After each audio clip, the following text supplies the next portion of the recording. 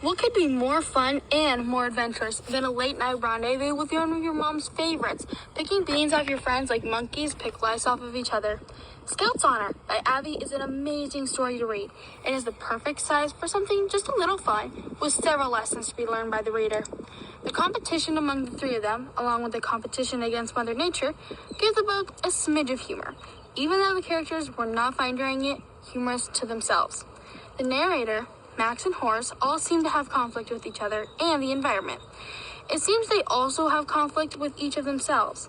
The setting splits from New Jersey to a brief time in New York. The plot is very simple, but not that has the reader cheering on the boys. The three characters each feel they need to be stronger and braver than the other two. They all suffer in silence to not be the weakest.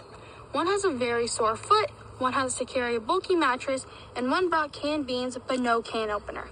Sadly, they don't seem to have much confidence in themselves and feel they must complete this journey to have value from their other two friends. The journey seemed to be against them, from the long walk across the bridge to the destruction of mustard swimming hot dogs. It seemed hopeless. The tone makes the reader feel sympathy for the boys, but also laughs at their mishaps. The reader feels so much for these young boys that the reader can't help but feel relieved when they finally get back on the subway to rest and head back home.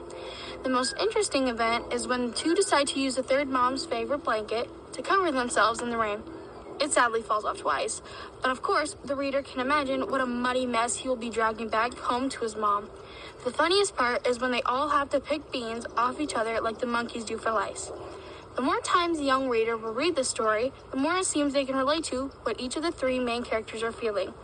Lack of confidence, afraid to admit not strong enough, and feeling like a quitter.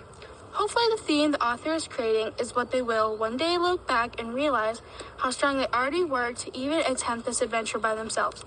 Also, that they were even stronger to admit a temporary defeat and go home.